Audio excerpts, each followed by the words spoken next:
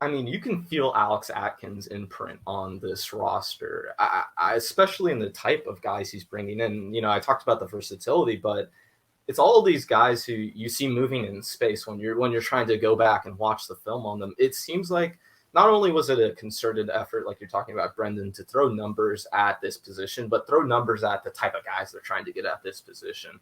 So with where the offensive line is at now, do you feel like, obviously this is trending, headed in the right direction, but I mean, given how bad they were over that 5-year stretch prior to this year, do you feel like they're maybe in the best place they've been since Jimbo's been the head coach? Yeah, I mean, I think going back to I think we had a discussion on the bench. I think Chris Nee had asked one time whether it was like since 2016, which they had a pretty decent offensive line, some issues, but they had Rod Johnson, who was an NFL caliber player. Then Landon Dickerson had gotten hurt, but he was obviously an NFL caliber player. So yeah, probably since the end of the Jimbo era, this has the potential to be the most solid offensive line. And it's an accumulation of guys who were thrown to the fire early in their career, like Darius Washington, Robert Scott, Maurice Smith, entering seasons 3 or 4 respectively.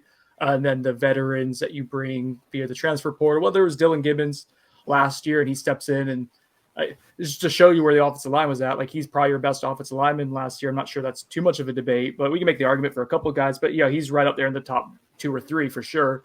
And he was a career reserve who barely played at Notre Dame, which shows you how far this offensive line still has to go to get to competing at the highest level in the trenches. But you have someone like him who's 22, 23 years old and a veteran, and then you're bringing in Kayden Lyles, who obviously a veteran. Bless Harris, someone who has 2 years of starting experience, and you mentioned Dmitri Emmanuel has 3 years of starting experience.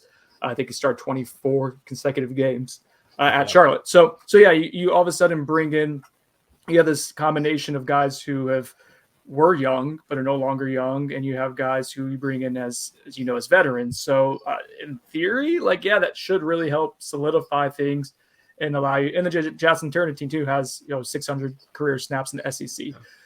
Not all those great snaps, but still experience, I guess, counts for something. So yeah, you have the ability to kind of weather the storm a little bit on the offensive line, which you just haven't done in recent years. Like last year, you mentioned all the different combinations they had to go through the starting lineup. That's not even counting like the in-game stuff. I think AB counted 21 different offensive line combinations throughout the course of the season, which is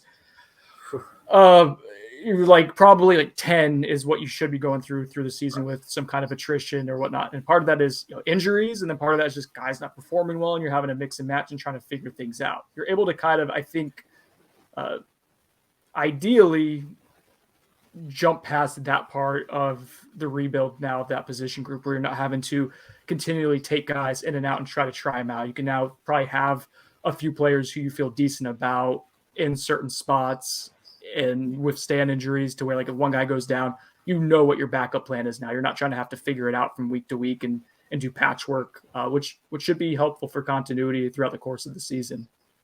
I also think by doing that, Brendan, they do a great job of protecting the young guys on this roster, right? They don't have to put guys through fire, essentially, whereas last season, it just became such an issue where you talk about the 21 different offensive line combinations. You just can't be successful as an offense in the way you want to be if you're dealing with that much turnover at a position that is all about consistency, at a group that is all about having that unit be a whole. So I think they did a great job of raising the floor for the season. Like you said, they're not where they need to be yet.